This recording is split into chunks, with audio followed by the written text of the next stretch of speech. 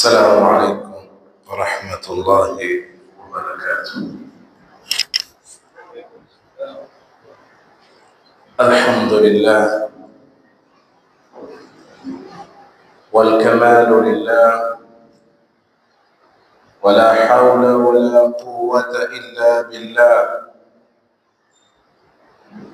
والصلاة والسلام على رسول الله وعلى آله وصحبه ومن والاه، أما بعد. قال الله تعالى: يا أيها الذين آمنوا اتقوا الله حق تقاته ولا تموتن إلا وأنتم مسلمون. Baada ya kumshukuru Allah subhanahu wa ta'ala na kumtakia rehema kipenzi mtukufu wa daraja, hakika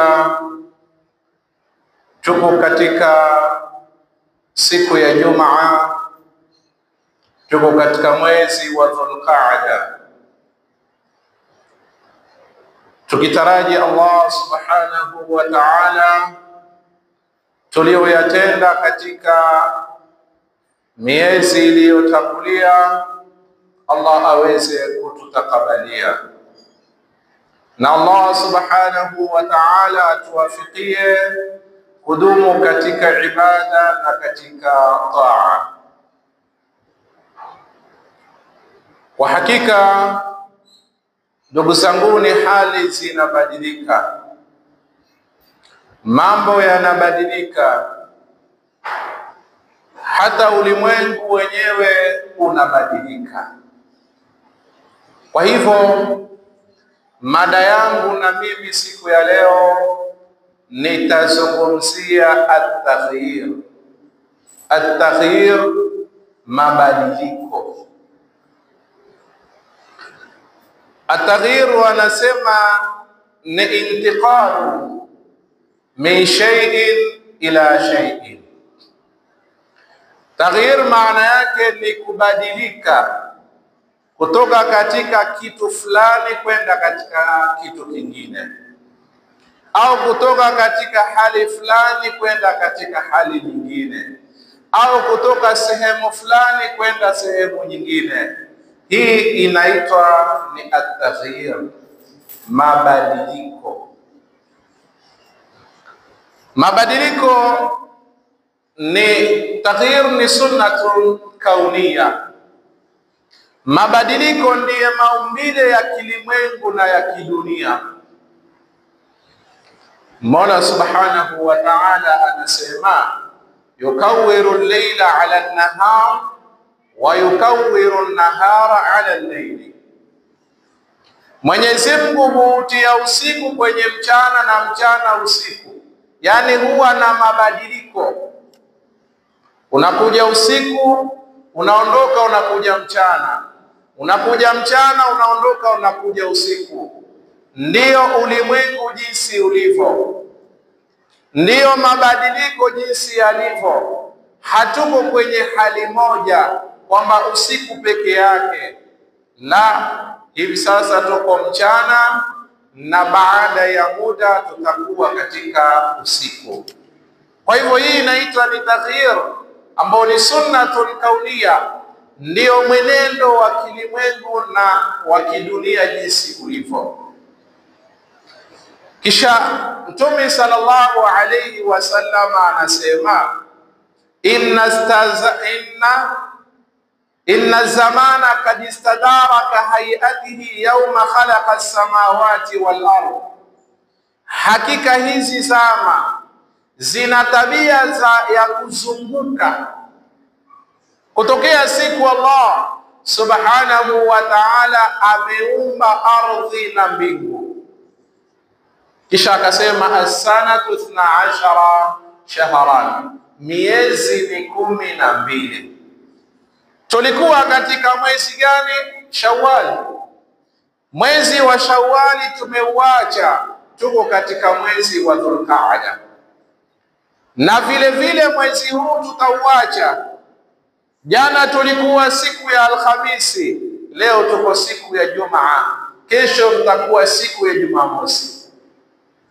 Inna zamana kad istadara, zama zabadilika, zazunguka. Hivi ndivyo ulimwengu Allah subhanahu wa ta'ala alivyoumba. Haupo katika hali moja, upo katika hali ya mzunguko, upo katika hali ya mabadiliko. Na ndiyo hata ukiona usafiri wa zamani si usafiri uliopo sasa. Majumba yaliyokuwa zamani si majumba yaliyoko sasa. Wale waliokuwa zamani sio walioko sasa. Na hivi ndivyo hali ilivyo. Hata sisi tutaondoka, watakuja wengine, nao watavumbua vingine, ala za kusafiria, ala za kujengea. Hali pia zitakuwa zimebadilika. Kwa hivyo ni katika jambo ambalo mabadiliko ni jambo halina budi. Kwa hivyo ni sunnatun kauniyya. Vile vile wanasema ni sunnatun fitriya. Mabadiliko ni katika maumbile ya kibinadamu.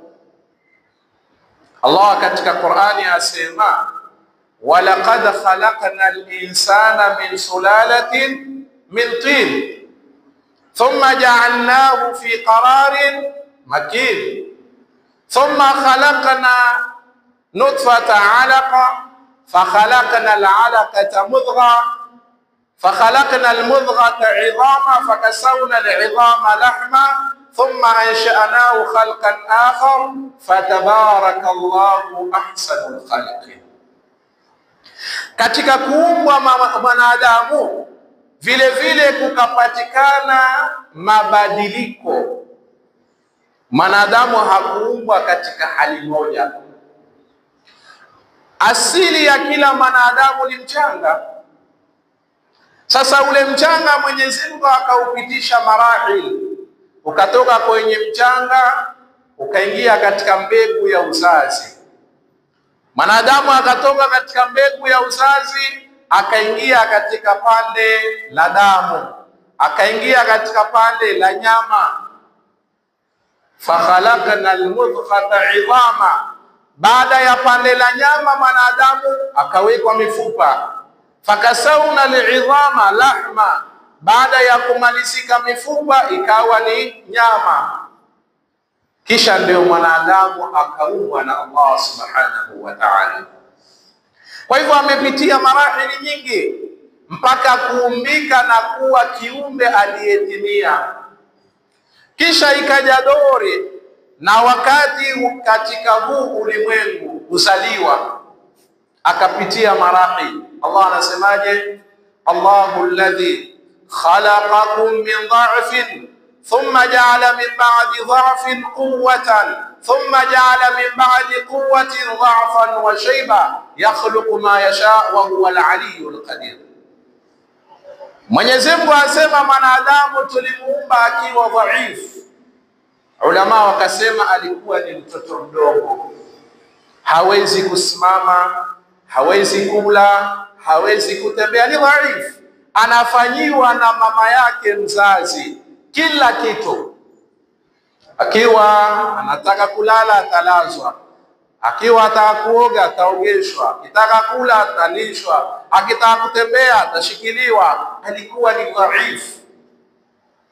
Lakini baada ya udhaifu Allah akampatia kuwa. Marhala ya kuwa wanasema ulama ni ubarobaro. Bimaana ushatoka ujanani, sasa unakuwa na afya, unakuwa na nguvu. Bimaana wajifanyia mambo. Unatembea mwenyewe, unakula mwenyewe, unakaa mwenyewe, unasafiri mwenyewe, unaharakika wewe mwenyewe kwa sababu Allah ashakupatia kuwa. Marahili nyingine umepitia. Kisha kuna marahili ya tatu mengine. Thumma ja'ala min ba'di quwwatin dha'fan wa shayba. Kisha baada ya kuwa yeye amefikia umri wa afya, ubarobaro, atarudi tena katika udhaifu na uzee. Yani sasa umefika umri wa kuwa sasa umetoka katika kuwa, unaingia katika udhaifu, umekuwa mzee. Huwezi kufanya, wafanyiwa. Huwezi kutembea, washikiliwa. Huwezi kukaa, wakalishwa. Umerudi tena katika marahili mengine. Ndiyo taghyir, mabadiliko ya kibinadamu. Kwa hivyo mabadiliko ni katika maumbile ya kibinadamu, na ni katika jambo ambalo hana budi mwanadamu awe nalo. Wewe mwenyewe waona, leo unaweza kuwa mzima, baadaye ushakuwa mgonjwa. Leo umepata pesa, kesho hujapata. Leo mashallah uko hapa, kesho uko kule. Sasa hii yote ni katika maumbile, ni katika mabadiliko ya mwanadamu ambayo alionayo. Kuna vigawanyo viwili vya maumbile, ndio muhimu zaidi hapa ni na kusudia. Sampuli ya kwanza wanasema ni taghyirun min as-sayyi ila al-hasan. Mabadiliko ya kwanza ni kubadilika kutokea kwenye ubaya kuwa katika uzuri. Mtu alikuwa katika hali mbaya, katika hali mbovu, katika hali ya kumuasi Allah, akabadilika akawa katika hali nzuri, ambayo mabadiliko haya ndiyo yanayozingatiwa mno. Ndio ukakuta hata wale ashabi Rasulillah, Mola aliwapa daraja, Mola aliwapa cheo. Baadhi yao hali zao kwanza zilikuwa si nzuri, wakabadilika. Mfano mdogo, Sayyidina Umar alikuwa ni mtu ambaye anaopambana kabisa na Uislamu na anafanya mengi sana ili watu wasisilimu wakati bado si Muislamu. Lakini alipoingia katika Uislamu yalifutika yote aliyokuwa ameyatenda. Sasa historia ikaandikwa kwamba yeye ni katika sahaba wa Mtume sallallahu alaihi wasallam aliyepewa daraja ya kuridhiwa na pepo ya Allah subhanahu wa ta'ala, aliyepewa daraja ya kuwa ni khalifa wa pili katika Uislamu. Kwa hivyo hali ile ikabadilika, ikawa ni hali nzuri. Vile vile katika Qur'ani tutakumbushwa kuna fityatun, vijana waliojitolea, waliokakamaa katika Uislamu baada ya kuwa wao si Waislamu. Innahum fityatun amanu birabbihim wazidnahum huda warabatna ala qulubihim idh qamu faqalu rabbuna rabbus samawati wal ard lan nad'u min dunihi ilahan laqad qulna idhan shatata. Hawa ni vijana tunawajua ni ashabul kahfi, lakini historia haijawaandika walipokuwa nyuma, hali waliokuwa wakiishi. Historia iliwaandika wakati walipoamini. Mpaka leo kisa chao kipo ndani ya Qur'ani chasoma, kwa kuwa walikuwa na imani. Waliona ibada za masanamu si ibada, ibada za kutegemea viumbe si ibada, wakaacha ibada zile wakaingia katika kumwabudu Allah subhanahu wa ta'ala. Wakafanya mabadiliko kutoka katika ubaya kwenda katika wema. Ndio Mola akawasifu ni vijana waliokuwa na imani, Mola akawazidishia uongofu. Warabatna ala qulubihim idh qamu faqalu, na Mungu akawapatia thabati na kukita zaidi, nyoyo zikawa zimeshika vizuri katika dini. wakati waliposimama wakasema, Mola wetu ni Allah ambaye ni muumba wa mbingu na ardhi, na wakaonesha msimamo mbele ya watawala, mbele ya wafalme, na wakaona chochote chenye kuafika katika mateso na adhabu si lolote mbele ya imani waliokuwa nayo kwa Allah subhanahu wa ta'ala. Kisa cha pili ni cha yule bwana aliyeua watu 99. Kisa maarufu kipo katika hadithi nyingi. Kaua watu 99. Bila shaka ukiulizwa atakwenda wapi, utasema enda motoni. Lakini Mwenyezi Mungu akataka kumpa hidayah kabla hajaondoka duniani. Akahisi kwamba nimeua watu 99 ni kosa kubwa. Kwa hivyo, je, kosa hili nitasamehewa namna gani? Akabidi atafute mtu ambaye anaweza kujua mambo kama haya. Akaulizia, akapata bwana mmoja ilmu yake ndogo sana, yeye alifanya ibada.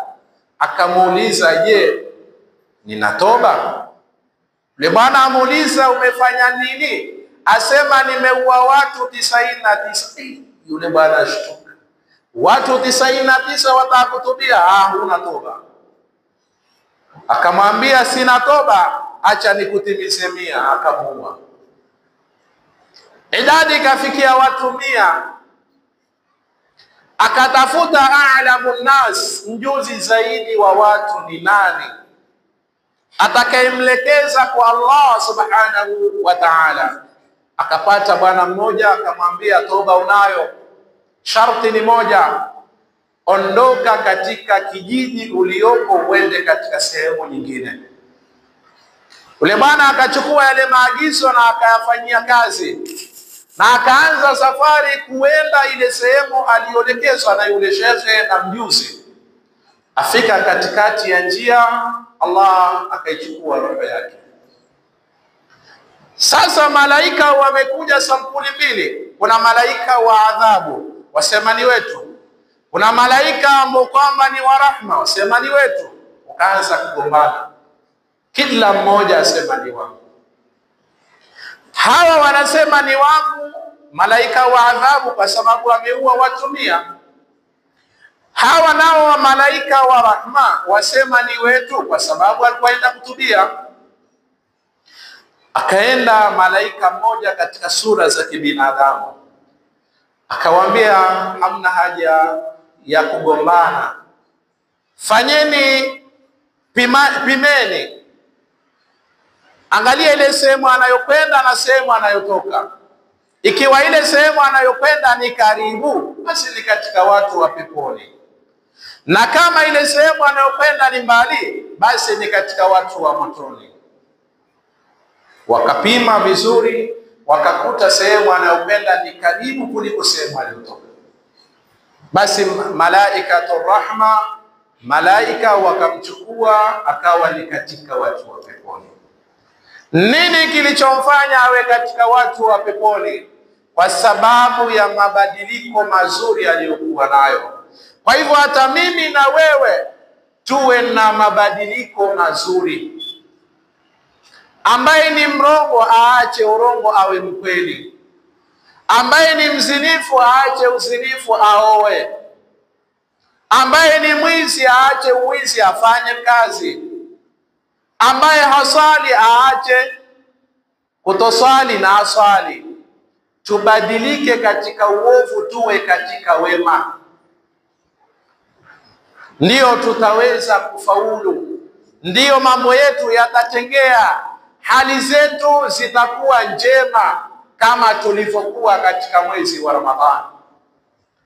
Mara nyingi mifano tunayotolewa ni Ramadhani, kwa sababu sote twabadilika, twawa wema, twawa wazuri, tasbihi mashallah, mishafu twasoma, dhikri twaleta, miskiti twaijaza. Lakini baada ya Ramadhan aina? Wako wapi? Aina matu? Wale waliokuwa wakiswali wamekufa, Wale walikuwa wakileta dhikri wamekufa, wameikimbia. Sasa mabadiliko tunataka tuyalete ni mazuri, kama hali tulivyokuwa nayo nzuri, twende katika hali nzuri. Inna Allah la yughayyiru ma biqaumin hatta yughayyiru ma bi anfusihim. Mabadiliko ya pili ni taghyiru min alhasan ila sayyi. Hapa ndio tulipo, ni kubadilika kuacha mazuri kwenda katika mabaya. Hapa ndipo tulipo kwa wakati huu. Ramadhani tulikuwa wazuri, sasa hivi tumekuwa wabaya. Tumeacha hali nzuri, tumekwenda katika hali mbaya. Wale waliokuwa wakiswali wameacha sala, wale waliokuwa wakisoma Qur'ani wameacha kusoma Qur'ani, wale waliokuwa wakileta dhikri wameacha dhikri. Hali tumezibadilisha, na Mola Subhanahu wa Ta'ala ameyabadilisha yale mazuri na mema aliyokuwa akitupa. Ramadhani fakula vilikuwa vimejaa, alhamdulillah, imani, huruma, lakini viko wapi vote? Kubadilika hali zetu kuwa wabaya na neema Mwenyezi Mungu ameziondosha. Maduka ni yale yale, bahari ni ile ile, kazi ni zile zile, lakini ziko wapi zile neema tulizokuwa tukizitumia, tukizichezea? Manake Ramadhani, mashaallah, mtu amepewa fakula mpaka vingine atoa sadaka, naye pia amekuwa tajiri Ramadhani. Sasa yao hata kifuko cha unga zima upewi,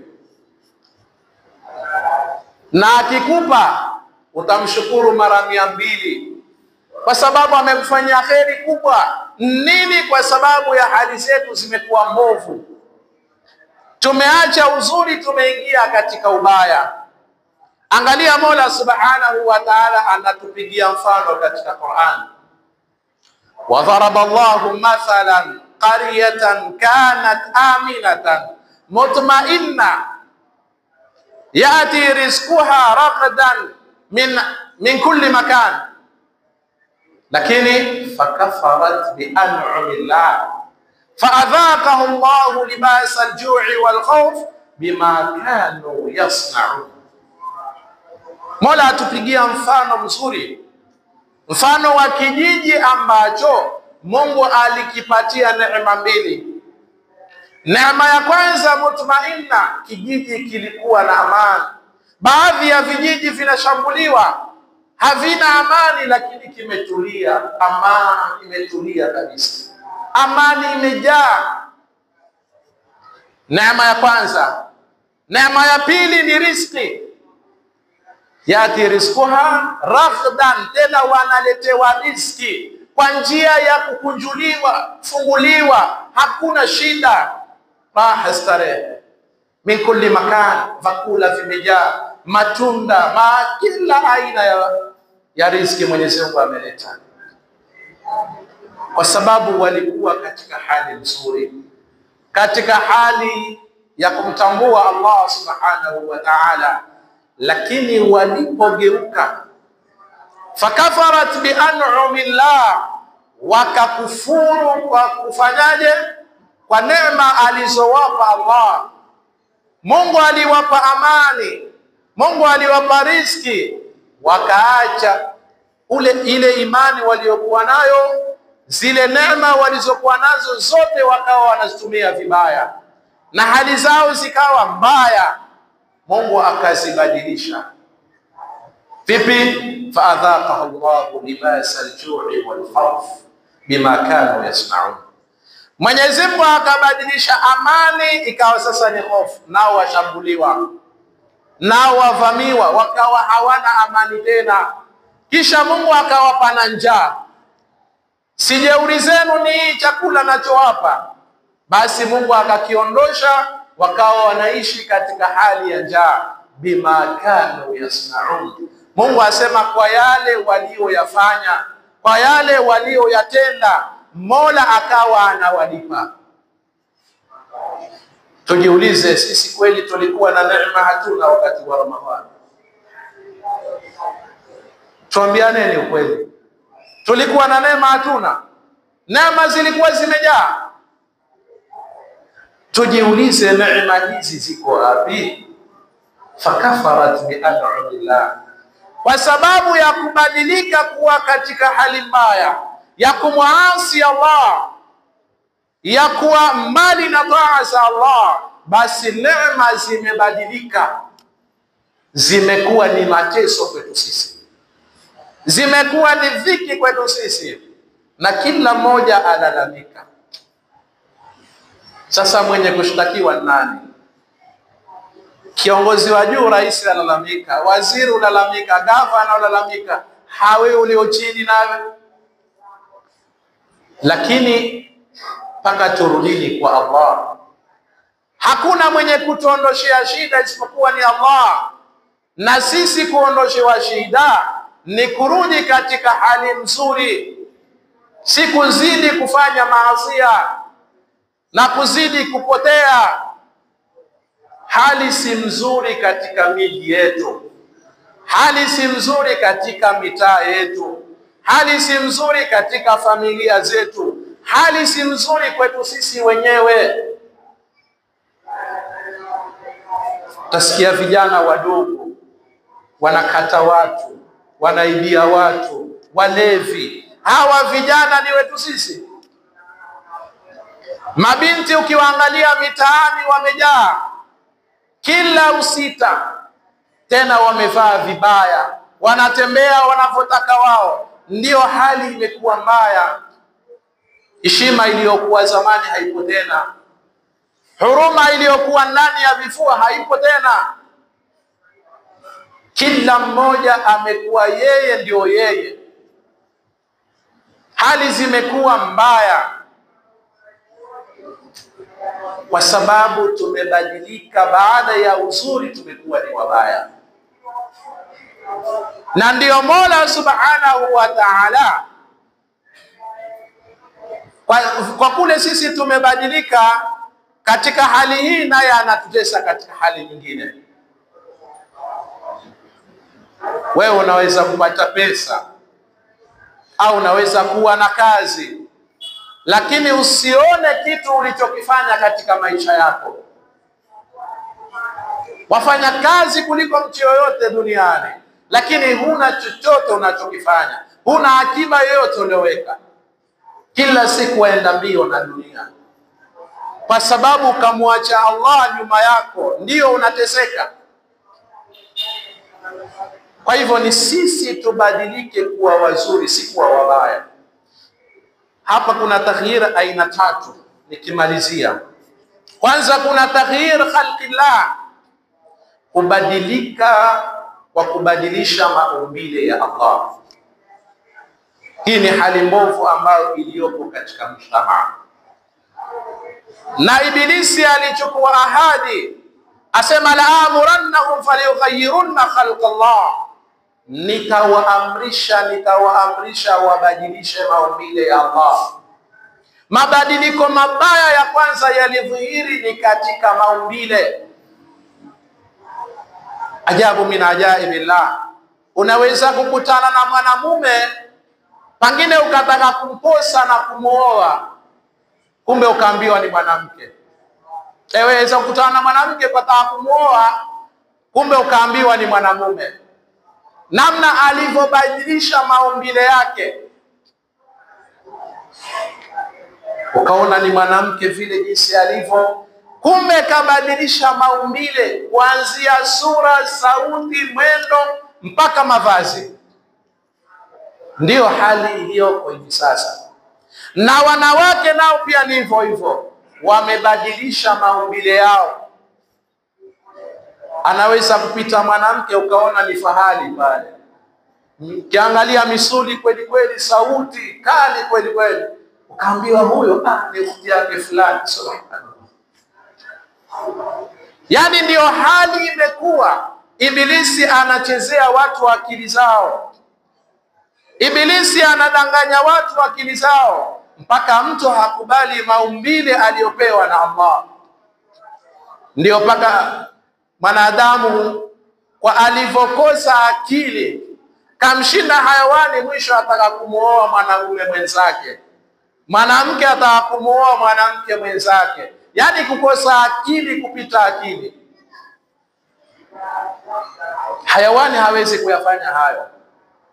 Hayo yote ni katika mambo ya kishetani. Kisha wanakuja watu wanasema wanatetea haki za kibinadamu.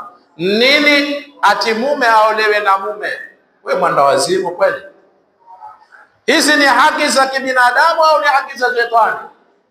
Hakuna haki za kibinadamu kama hizo, wala hawafai kupewa nafasi watu kama hawa, kwa sababu waeleza uchafu dhahiri, kwa sababu waoneza mabaya bila ya kujali, kisha mateso yake yanatupata hata sisi, sababu yakiendelea maovu na tumeyanyamazia, basi ikija adhabu ya Allah inatuteka sote.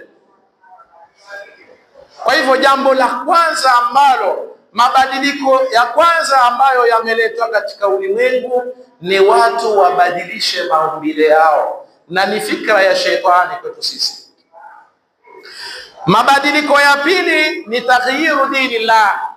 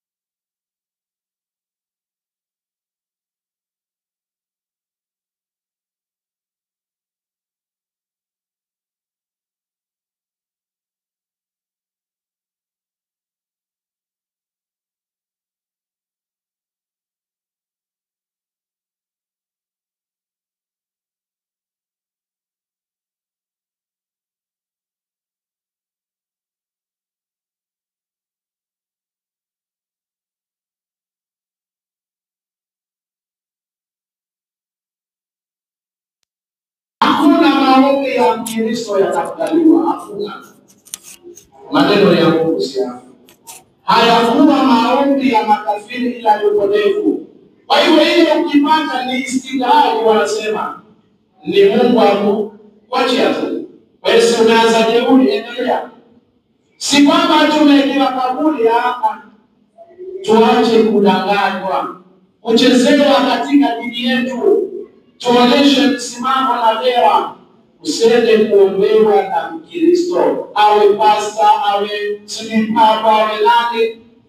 Kama ni utajiri ajiombee yeye. Kwa nini? Mimi siku zote nasema wanafurahi kwamba pasta anakupa utajiri. Mbona yeye anakula sadaka za watu? Kwa nini anakula sadaka za watu kama kweli ana utajiri?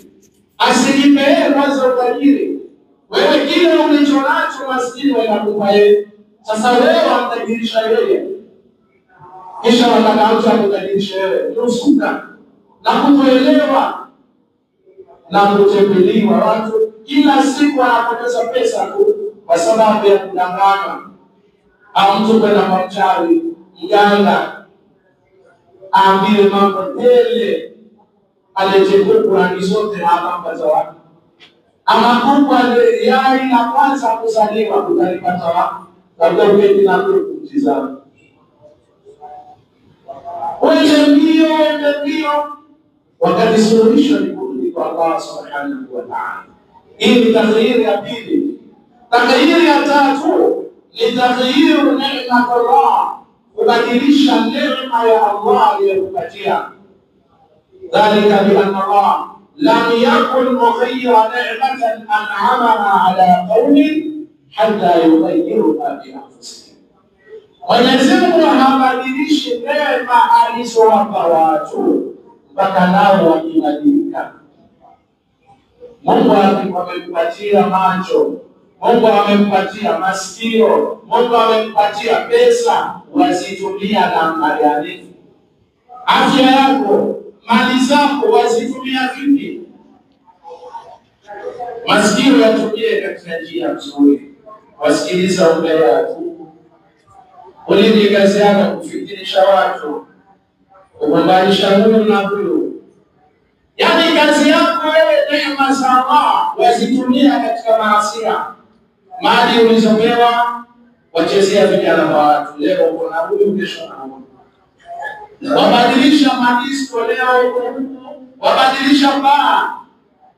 Mungu atazichukua neema kama hizo. Mungu atazichukua neema kama hizo. Utakuwa katika hali ya kuteseka, utakuwa katika hali mbaya, kwa sababu neema huweza kuidhibiti, huweza kuhifadhi, huweza kuitumia vizuri. Neema yatakiwa itumiwe katika njia ya kheri. Usitumie mali zako kwa sababu ya kwenda kutatanisha watu. Usitumie mali zako kulaghai vijana wa watu. Usitumie mali zako kwenda kuharibu nyumba za watu. Tumia katika njia nzuri. Kwa hivyo mabadiliko tunayotakiwa ni sisi tuache mabaya twende katika mazuri. Tusibadilike kuacha mazuri kufanya mabaya, tutapatilizwa na Allah katika hali ambazo tulizo nazo. Tumwombe Allah tujalie katika wale waliosikia mazuri kufuata. Allah atupatie imani, atupatie istiqama, atupatie tawfiki katika kufanya ibada. Assalamu alaykum wa rahmatullahi wa barakatuh.